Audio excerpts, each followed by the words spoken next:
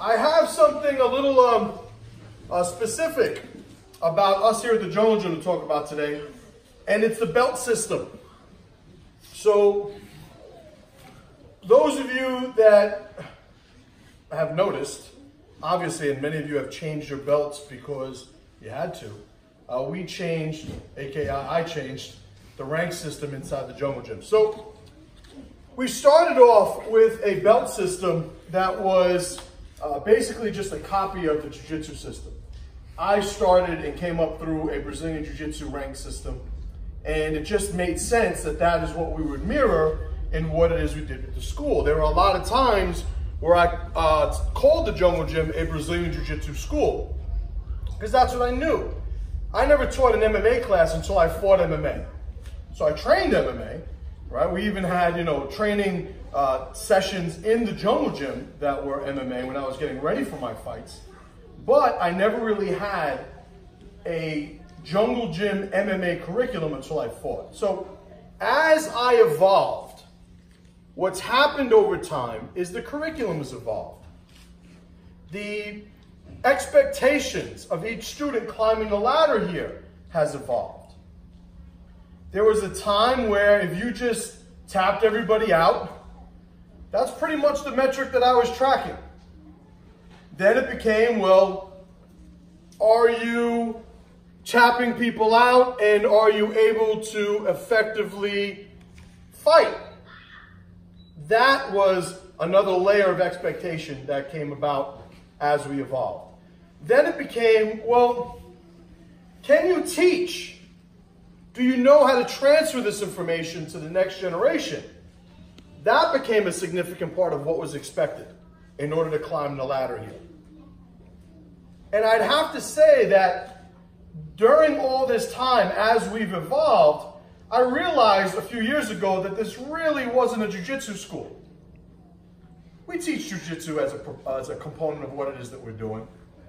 But if we're looking at just the curriculum, huge difference in Brazilian jiu-jitsu and what it is we do here at the Jungle Gym. If you look at the expectations, what we expect you guys to do, who we expect you guys to be, there's a huge difference between what's going on here and what's going on in the world of Brazilian Jiu-Jitsu. You can look online any day of the week and see what's going on and compare. It's to the point now where, as we're evolving, I had to separate us while at the same time I had to separate us more from other systems, while at the same time sort of honoring and following what we're evolving to be and what the expectations are now, right? And right now, if I had to say what is something that's new in the evolution of the Jungle Gym that maybe wasn't here 5 years ago, that certainly wasn't here 10, 15 years ago, is humility. I don't want my guys past a certain point worrying about their belts. If you're worrying about the belts, you're not worrying about what actually matters. I always talk about that great scene in The Karate Kid where they do all this training, this sort of life-changing training, right? You have Daniel-san and Miyagi. They do all this cool stuff. This is the father he never had.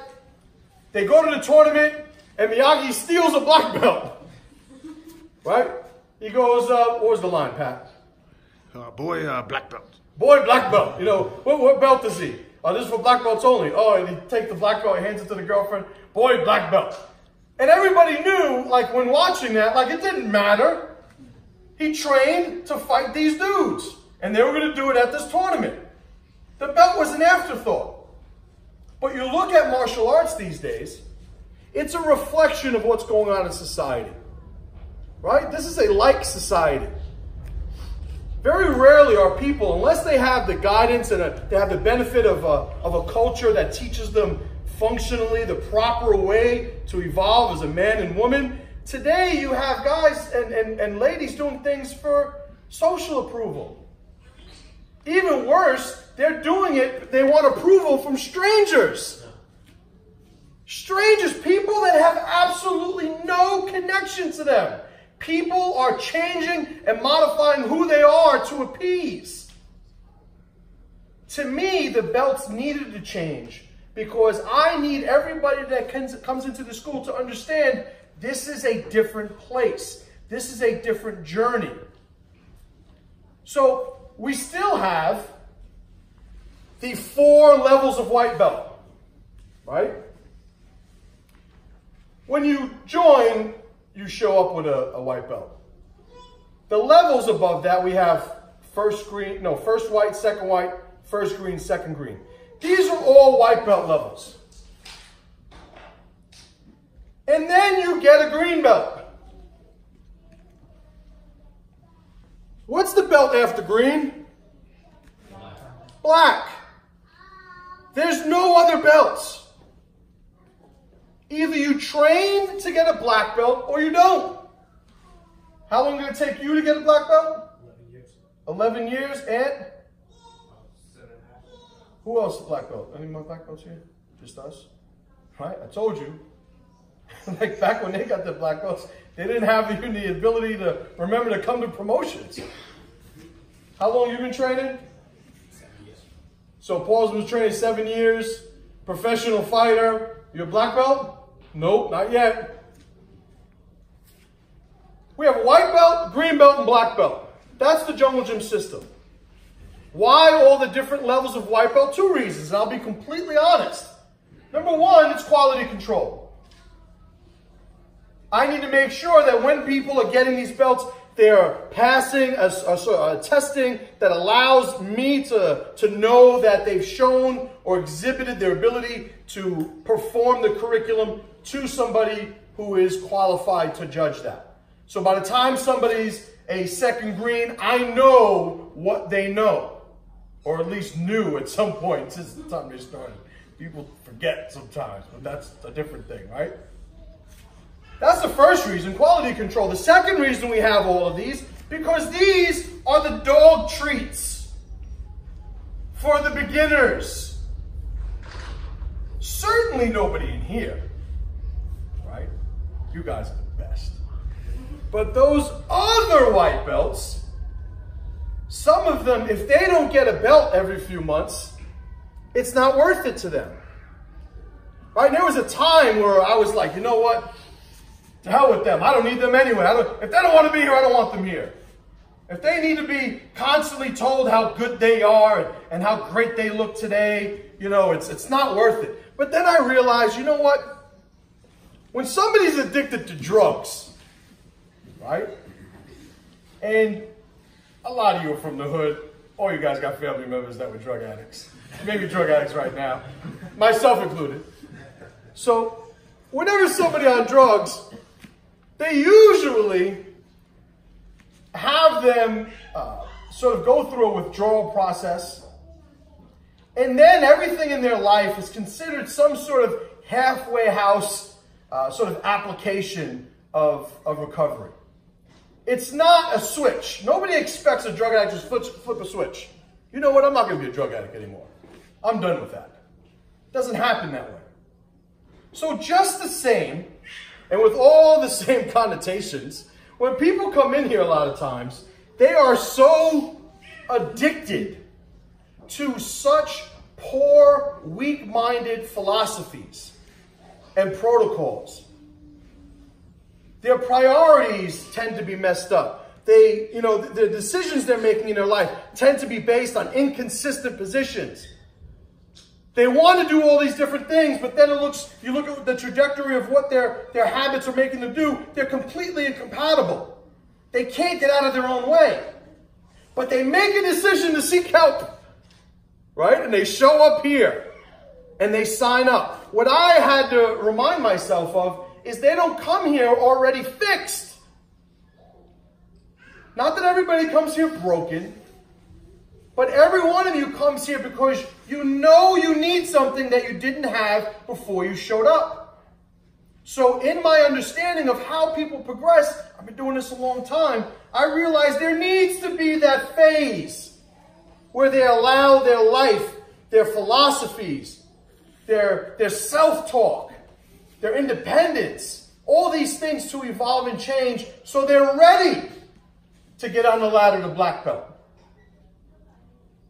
And the belt system reflects it. Now, I'll tell you right now, there are going to be some people, they'll see, you know, you only have white, green, and black. Like, how do you know? How do you know if, you know, if somebody's getting better? How do you know? I know when they're a black belt. If you ask me, you know, I'm going to run a school, and I'm going to give a belt, a black belt, to everybody that's 8 feet tall. If you're 8 feet tall, you get a black belt. And let's say people, you know, can grow to 8 feet tall. They got to do certain things that I teach in the school. I really only need to know when they're 8 feet tall before I give them the black belt. If they're 6 feet tall, are they ready for the black belt? No, you get a black belt when you're 8 feet tall. If they're 6.5 feet tall, are they 8 feet tall? No, they don't get a black belt. Well, to me, when you're a black belt, it is so painfully obvious that there's no confusion about it. So to me, it's either you're a black belt or you're not. And if you're not, I don't really care what belt you are. But in order to be productive, and also when it comes to designing the tribe and having people who are in it to win it, having people that have gone through all the different phases of white belt and are committed, I need them to be acknowledged. Hence the green belt. Now you look at other sports, other disciplines, wrestling, boxing, you know, even Muay Thai, despite what American schools are doing to it, there's no belts. You just do it. And you compete at it, and you get better at it. And either you're good at it or you're not good at it. You know, but a lot of those things aren't very tribal either. So this is a little bit of a different situation. And the belts are there to reflect it. So understand the only thing that you should be tracking is paying your bill and showing up. And eventually you will be told you're a black belt. When that is, differs. 11 years, 7.5 years, he's already been training, doesn't have one yet. Like, it differs. I'm not going to give it to you a day early. I'm not going to give it to you a day late. But I can't climb that ladder for you. You have to do it, and whatever belt you're wearing has nothing to do with it. Right? So you can think of it as, you know, oh man, I'm going to be a green belt forever. Or you could say, hey, as soon as I get my green belt, I'm one belt away from black. Right? Create whatever perspective you need to train, but it's very, very simple. Pay your bill and show up. Might not be easy, but don't ever say it ain't simple. All right? Thank you guys for listening.